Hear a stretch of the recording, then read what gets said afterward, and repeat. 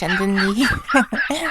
Si lo que ustedes quieren es solo hacer un overclock básico, lo único que tienen que hacer es encender la PC, entrar en la BIOS, buscar el modelo de su CPU, en mi caso un Ryzen 5 3600, van a la opción que dice Tweaker y ahí en CPU Ratio ponen la velocidad máxima de su CPU y le dan Enter. Y ahí van a Load Line Calibration, lo ponen en level 3 o 4 y listo. Guardan y reinician. Y no debería de ser necesario tocar voltajes ni nada por el estilo, y ya tendrían un overclock bastante básico hecho. Ahora, si van a tocar voltajes, pueden conseguir clocks mucho más altos. En mi caso, yo tengo este Ryzen 5 3600 overclockeado a 4.5 GHz con el mismo nivel de Load Line Calibration, pero con 1.3 voltios. Es lo más estable que logré conseguir en mi caso. Escúchenlo bien. En mi caso. Ahora, si lo único que querían saber era cómo hacer un overclock básico, ahí lo tienen. Pero, si quieren adentrarse más en el funcionamiento de esto, cómo poder tocar voltajes acorde a tu procesador y cómo saber cuál es lo máximo que tu CPU puede soportar, te digo que te quedes. Y de paso, por favor, suscríbete, deja un like y un comentario, ya que te voy a explicar todo eso a continuación. Cabe decir que para empezar yo no soy para nada ninguna experta, y deberían tomar lo que digo más como los consejos de una amiga que como las enseñanzas de un profesor. No me hago responsable de ningún error o problema que hacer overclock pueda generarles, ya que este es un proceso que tiene sus propios riesgos.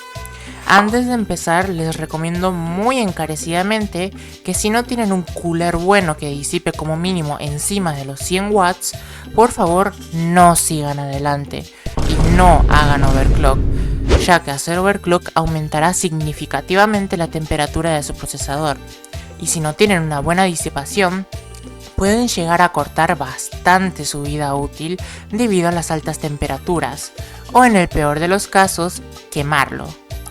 En mi caso tengo un ID Cooling SE214XT que tiene un poder de disipación de 180 watts, así que estoy bastante bien.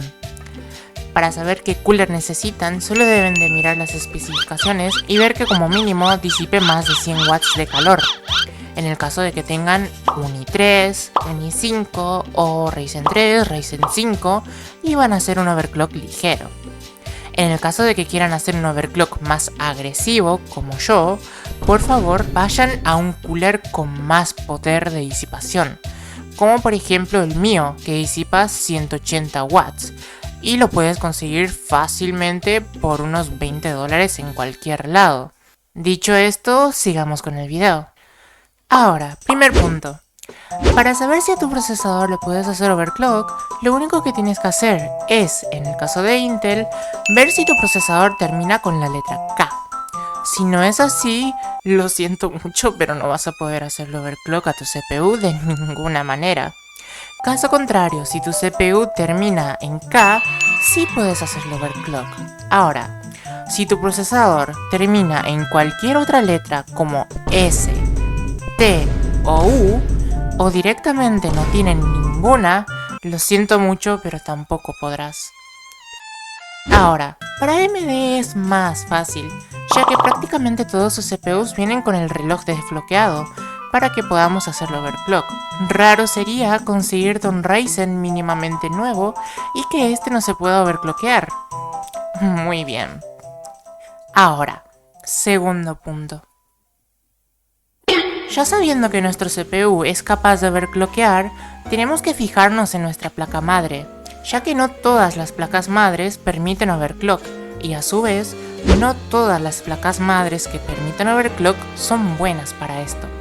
En el caso de Intel, cualquier placa que termine en 10, sean las H410, H510 o H610, etc., no te permitirán hacer overclock, en la mayoría de los casos. Hay casos muy raros en los que sí, pero no es muy aconsejable debido a que estas placas más baratas suelen tener menos VRM y a su vez estas VRM no están refrigeradas. ¿Y qué son las VRM? pues son como un filtro para que la electricidad llegue bien al procesador.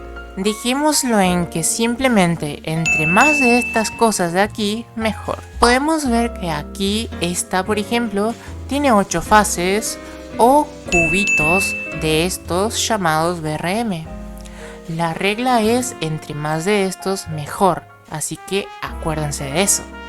Ahora, generalmente las placas que comiencen con la letra B o Z, ya sean las B560, B660, Z670 o Z790, sí sirven bastante para hacer overclock.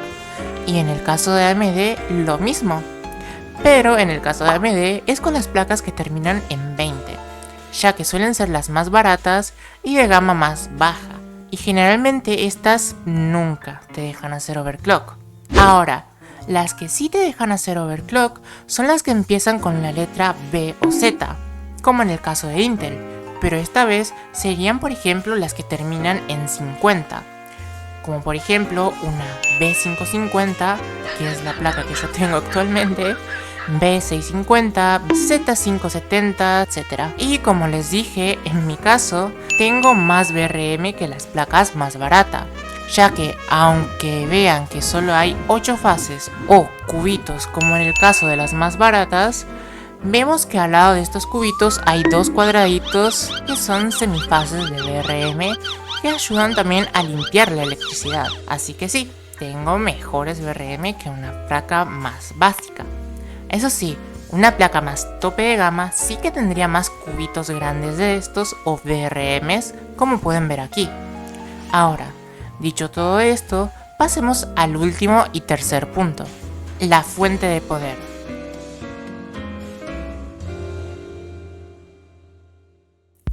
Necesitan tener una buena fuente. En mi caso yo tengo una EVGA de 500 watts 80 plus white y ojo, tengan muy en cuenta de que por favor sus fuentes tengan esto del 80 plus, ya que significa que el 80% de la energía de la fuente es usada y el resto es convertida en calor. Entre mejor clasificación tenga, white, bronce, oro o titanio, etc., mejor será el porcentaje de energía que se puede usar y menor la cantidad de energía que se convierta en calor. Dicho esto, deben también de ver que su fuente cumpla con las exigencias que le van a dar, ya que al hacer overclock haremos que el CPU consuma más energía, por lo que necesitaremos que como mínimo la fuente sea al menos 100 watts más potente de lo que es el consumo total de nuestra PC. En mi caso, mi gráfica supuestamente consume 250 watts, pero yo jamás, incluso con overclock, la he visto pasar de los 180 watts. Mi CPU consume unos 60 watts, pero con el overclock que yo le hago puede llegar a consumir hasta 100 incluso.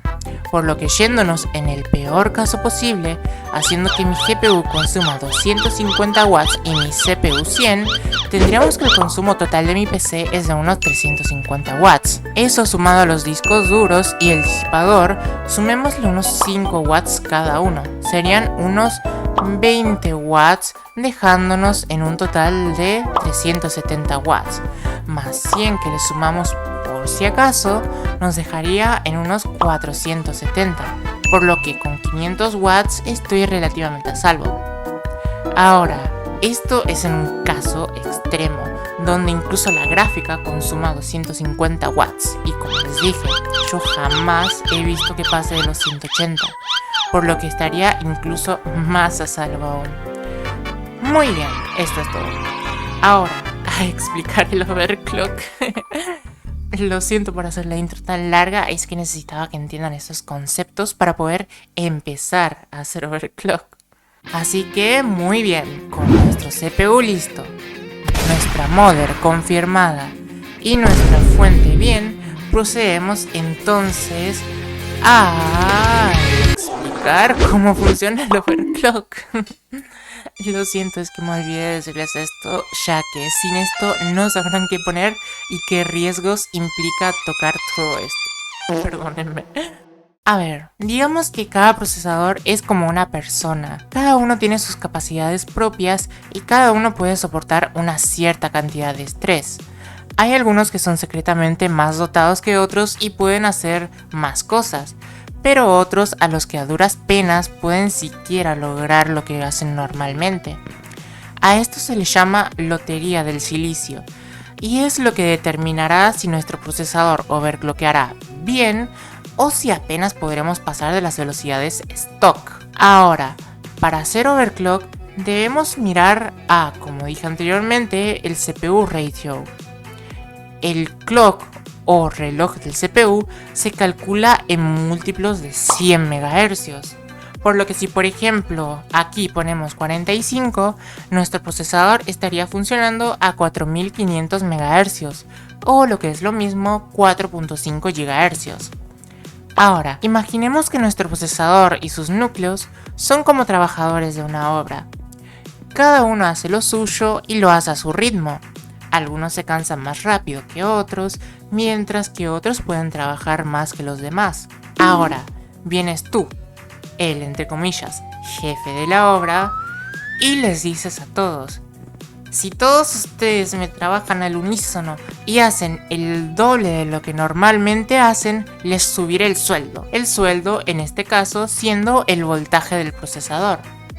Ahora, para traducir esto de idioma técnico de computadora a idioma normal, básicamente lo que les digo es que los obreros en la obra son nuestro CPU y sus núcleos. El trabajo que hacen es la velocidad de reloj o los gigahercios de nuestro procesador, y el sueldo es el voltaje. Entre más trabajo hagan nuestros obreros, más necesitamos subirle el sueldo. O sea, entre más alta sea la velocidad de nuestro CPU, más voltaje necesitaremos para mantener esa velocidad. Ahora, ¿recuerdan que cada procesador es como una persona, cada uno con sus características y aguante propio? Bueno, puede tocarnos el caso de tener un procesador que aguante bastante velocidad con muy poco voltaje. En este caso, nuestros obreros podrían hacer fácilmente el doble del trabajo que normalmente hacen por tan solo una pequeñísima suba de salario. Tremenda explotación laboral le hacíamos. Pero también puede tocarnos un procesador que, por más que le subamos el voltaje, jamás conseguiremos unas buenas velocidades o mantener las velocidades que nosotros queremos.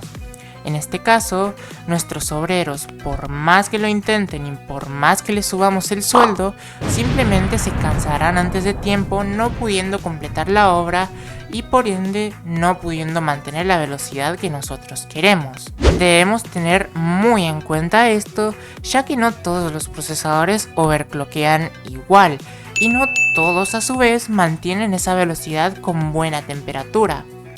Ahora, con todos estos conocimientos, lo que yo les sugiero es que, como al inicio, empiecen buscando la frecuencia máxima de su CPU y su voltaje de trabajo. Pongan estos valores y de ahí empiecen a ir hacia arriba, tocando muy de a poco la velocidad, que recuerden que se calcula en múltiplos de 100, y subiendo el voltaje de 10 en 10. Por ejemplo, de 1.3 a 1.310 voltios, y así hasta conseguir un overclock estable. Es un proceso muy tardado y que si te pasas con la velocidad y no le das suficiente voltaje, o tu procesador por más voltaje que le des no soporta esas velocidades, provocará un crasheo. Pero no se preocupen, ya que prácticamente todas las placas madre actuales pueden volver a resetear el reloj de tu CPU a como estaba antes de fábrica o al último overclock estable que lograron conseguir, para así volver a usar la PC con normalidad. Les recomiendo lápiz y papel, anotar cada velocidad y voltaje estables que lograron conseguir y simplemente experimentar, sin miedo. Adelante. Espero que el video les haya sido de ayuda y que con esta explicación hayan podido entender mínimamente cómo funciona el overclock. Suscríbanse al canal si les gustó, dejen un like y comentario y nos vemos en la próxima, amigos. Bye.